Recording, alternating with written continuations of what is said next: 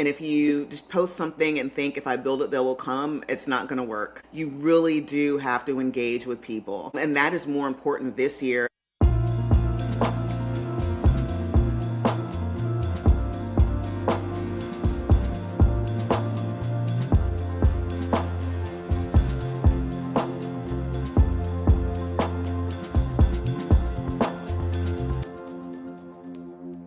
Well, hey, welcome back. I am so excited about this episode because my friend Shaun Chavis has joined us. She is a content marketing professional who's fallen in love with Substack. And now she helps brands and individuals incorporate Substack into their content and brand strategies. Shaun's been a health tech startup founder, an award-winning cookbook editor, and co-founder of a food blogging conference. And I met her when I was out and about on the internet streets networking one day, and we were both in the same business incubator. She told me about her genius in Substack, and I could not send her a message fast enough to invite her here because I'm hearing so many entrepreneurs are talking about Substack. Shaun, welcome to the show. Thank you so much for having me. I'm excited to be here. I'm just completely stoked. So, my first question is, you have clearly a lot of experience in business and in marketing. What was it about Substack that called to you? So I started on Substack a little over a year ago, just as an individual looking for at first I was kind of like, can I monetize this? And at the time I was working for a weight care company and I thought, I'll create this niche weight care industry thing. And it felt too much like work. And I was like, nah, I can't do this. And I was like, what else can I do? And I had really been exploring fashion. I've lost 140 pounds. And so now I'm totally rebuilding my wardrobe. Like there's nothing you can take with you from 140 pounds heavier to now. Like it all has to go. Blankets? Yeah, no, So that's a lot. That's congratulations. it is. Thank you. Thank you. So I was like, maybe I'll just start Substack as kind of like my creative outlet for exploring my, style, what is my style and building my wardrobe. And as I started using Substack, it was a creative outlet that I really fell in love with, but then I started building relationships with people. I moved to Baltimore last year. Let me tell you how different Substack is for building relationships. Everybody that I've met so far, almost everybody that I've met so far in Baltimore, outside of my family or family connection, has been through Substack. I cannot say that about I am not kidding you. I cannot say that about any other social media platform. And I've tried so many other, I've done Twitter and TikTok and all of them. I'm in marketing. But, the relationships that you build on Substack really stand out to me. And also, I love the level of engagement that you have to really, I'm just so fascinated by how much brilliance there is out there. I think it's hard to see that, in today's society.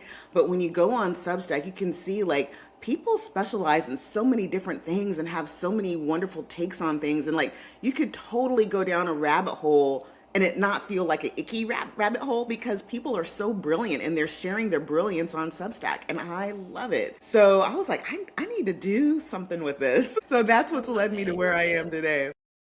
What do you think it is about Substack? I mean, I love that you have such a background in marketing, so you really have a good ability to compare. What is it, do you think, about Substack that really pulls out people's brilliance like that versus other platforms? Sure. Well, number one, it started as a newsletter platform, a newsletter publishing platform. So already there was kind of this mindset of, I can engage with people in a deeper way. I can, I don't have to give little Twitter McNuggets. I can give some engaging, valuable content to people. But also there's kind of this different vibe. When you go on LinkedIn, everybody's trying to be the know-it-all guru, and it kind of feels a little pretentious, maybe more than a little. But, in Substack, people are just really genuine and tend to be more authentic and transparent. I can't really say what it is. I do know that up to this point, Substack has not had any advertising, so I don't know if that has been that has been like part of that factor of people feeling like really transparent. It hasn't been very photo forward the way that Instagram is. I think, we've all kind of are familiar with that Instagram kind of portraying like a life that isn't real. Like it's mediated reality at best, like so I think that some of the pressure is off in terms of people feeling like they have to show up and be the perfect person, whether it's like, I'm the smartest guru or I'm the most beautiful influencer or whatever, or I have a perfect life kind of thing. So it really is different. From another standpoint, Substack is different than other social media platforms because the algorithm is different. Substack makes its money off of subscriptions. So it rewards long-term relationships. That's what a subscription is, right? So the algorithm isn't about showing up every day or posting 3, 4, 5 times a day like you did on Twitter. It's about building long-term relationships, and it rewards engagement over time. So that makes it different. I see a lot of people come on Substack and they start and like they post 1 or 2 times, or they're posting a couple of notes and they've been there for a week or two, and then they're like, what's happening? Nobody's engaging with me. Am I doing something wrong? This isn't working for me like it is. It's because the algorithm is different. It's not Twitter. It rewards long-term engagement. So you really have to have a long-term strategy when you come to Substack. So just Let's chill and enjoy it. talk about strategy. Um, so, so seriously, like I love how you're calling out all these differences. LinkedIn, I do see that kind of guru pretentious vibe that you're talking about. Absolutely. I would say it's like echoes of corporate just everywhere. Whether you're in corporate or not, it just has that corporate America stale sort of a feel. And I'm all over LinkedIn, obviously, but I'm just saying like it's a very different intent. With Substack, the thing that has had me definitely marketer curious about it has been the fact it's based in reading. It's based in reading, and to be able to do something that even at a very modest subscription is worth paying for, it really does elevate the quality of the writing that's required in order to play that particular game. Absolutely. Yeah. Absolutely. So talk to me about this strategy. Like what are maybe 3 to 5 things that someone might want to consider when forming up their Substack strategy? Sure. So the really interesting thing about Substack, even though it started based in writing, they got $100 million investment. They raised $100 million last year at a $1.1 billion valuation. And so now Substack is aspiring to be a studio in your pocket. That's their words, not mine. And so now when you come on the Substack, you still have the newsletter. You can create a newsletter. That's like what everybody knows it for, that knows Substack. And then you have like a presence, or kind of like a website that's basically your home for the newsletter. But then you can do so much more. You can host a podcast on Substack. You can do live events on Substack. You can do a video or audio podcast. You can push those out to YouTube or other platforms. So, you can do that. You can take live events. You can chop both the podcast and the live events up into YouTube shorts or other short form videos to use on other platforms. You have with your Substack newsletter, you have a private chat that you can paywall or not paywall, but it's just for you and your subscribers. So you have that kind of community building aspect to it. So there's a lot that you can, and then, now there's video in like Substack has its own social media platform called Notes, and it's kind of like Threads. Some people liken it to Twitter, but to me it's like not Twitter. It's a little more engaging. To me, it's more like Threads. But so it has like its own internal social media. So it has that going for it. And then you can put video, you can put a photo carousel in it, So, and then you can you can audio record your newsletter. So you have that way to engage. So there's so many different ways you can engage on and create content on Substack. So you don't have to feel like, I have to be a good writer to be on Substack. You don't. And if you really gravitate toward, talking on camera, do that. You can do that on Substack now. If you really gravitate toward, photography, or that's the way that you tell your story, do it. You can do it on Substack. So what I recommend, a lot of people come to Substack and they think, oh my gosh, I got to be all these things. And I got to juggle it all. No, you don't. Or they feel like I have to be a good writer and I'm not a good writer. You don't. So what I recommend is, number one, just pick one thing and pick the thing that you know you can stick with. right? Mm. So again, have a long-term strategy because that's what the algorithm rewards. Have a long-term strategy, pick the one thing that you really love that you know you can stick with, and pressure test it if you need to. Like a lot of times when I'm starting an idea, I like sit down and I say, okay, can I do this 20 times? Like, write out 20 ideas to see if it flies, to see if it has legs to it. So if you need to do that, do that. But just like my number one recommendation is pick the one platform within Substack that you know you love and that you can stick with long term. And that's like my biggest piece of advice. That's so good. That's so good. And dear listener, fourth wall break. I mean, I've been consistent with a podcast for about 5 years, wickedly consistent in the last 2 years. And, one thing that I found really makes my content strategy sing is build the content and then put it on the different platforms. So like I'm writing down, I'm like, Substack? Question mark. Like, is this another channel we want Uh-huh. to bring on board? Because we already do video, we already do articles, we already do all these things. Shaun, you're inspiring me. Like, this is amazing. So, okay, here's what to do. What would you say not to do? Like, what doesn't work on Substack, or what do you see as maybe some of the more common mistakes that people are making? If their intent is to have a strong content strategy on Substack. Say that 5 times fast. Absolutely. I know, right? The number one mistake that I see brands and individuals make, and I see this a lot with brands, like they just, I don't know if they're stretched thin or they just want to try it and see what happens, but to not engage. Like if you just post something and walk away, like Substack is not like a one-sided conversation at all.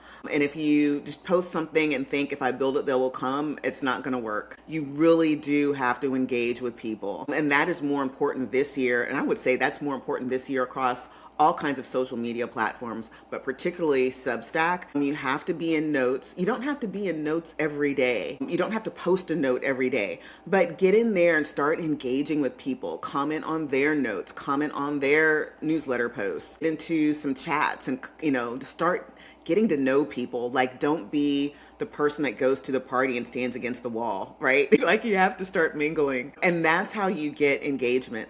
And then so if you're going to be strategic about it, like say like you're a coach or you're a solopreneur and you're trying to build your audience and find your fan base and start building customer relationships, start like partnering with people on Substack. One of the other beautiful things about Substack is, yeah, everybody's, like you have competitors or people in your competitor space, but it's really collaborative too. People tend to support each other. I write a fashion Substack and I found a lot of support from other fashion and style writers. People are willing to do lives with you. People are willing to collaborate on content with you. I just did a series with someone. We did like a 5-part like thrift shopping series, and it was successful for both of us. So find people to collaborate with on content, and it's just so easy to do on Substack. And so I think that's another way to win strategically as a solopreneur, as a coach. It helps you elevate you, it helps you build relationships, it helps you build your audience, and it's just a great place to do it.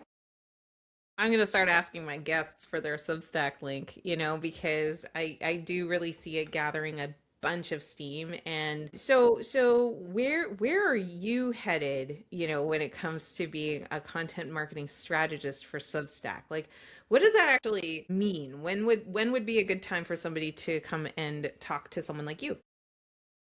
Yeah, so I really focus on helping people launch. Like that's where I feel like that's where people are in the life cycle of Substack. Like a lot of people are going, "Oh, Substack. How do I do this? What is Substack?" So I'm kind of there, especially if you have specific goals. So I've worked with companies who have looked at the marketing landscape and seen what AI is doing to marketing and realized like, hey, we have a brand book, but we haven't actually built relationships with the brand book. How can we do this? SEO is not working like it used to. Search isn't working like it used to. We need to build customer relationships. We want people to be able to distinguish our brand from the competitors. Maybe Substack's a good place to do that. That's where I can come in. I can help you find like where what is the competitive landscape for your industry on Substack? Where is your white space and what can you own? And how can we take your brand book and make that come to life on Substack? Like, what does that look like on Substack when you're engaging with people and building whatever content strategy you're going to build with Substack. So that's a great time to bring me in. I can help you with that. And then there are people, just individuals who are just like, how do I start on Substack? When you first come on Substack, I admit, like, you go to that dashboard for the first time, there is so much you can set up. Like, it's really overwhelming, and you're kind of like, ooh, okay. So with individuals, I help you figure out, like, what are the first few things that you can set up that immediately signal this is your brand, this is who you are, this is what kind of experience people are going to have with you if they engage with you on Substack. So those are like the two main things that I help individuals and brands with. So good. So good. Shaun, what is the best way for people to find out more about you and catch up with you? Yeah, so just reach out to me on my Substack is the best way. It's redressing.substack.com. It is my fashion Substack, but if you message me there, I will get back to you and we can talk about helping you make your landing on Substack and improve your strategy on Substack. So good. Thank you so much for being here today. You're welcome. Thank you for having me. This was fun. Of course. And dear listener, we've got all of Shaun's links, all of her socials, not just the Substack, in the show notes below. So do be sure to check that out. And you know what? I'm sure you've got some entrepreneurial friends who are looking to stand out in the marketplace. And what better way to do it than on a rising channel like Substack? So grab this episode, flip it over to them, just send it to them on text or over the DMs, however you guys like to hang out and chat, and share it with 3 of your friends that might be really interested in being successful on Substack. And we're going to be back for the next episode. You don't want to miss it. So make sure you hit subscribe if you haven't already. And finally, if you've been loving the show, do take the 30 seconds to leave us an honest review, because it helps new listeners decide whether they want to hang out and spend time with us. And we're always we're going to be back again real soon. And until then, just make sure you do what matters.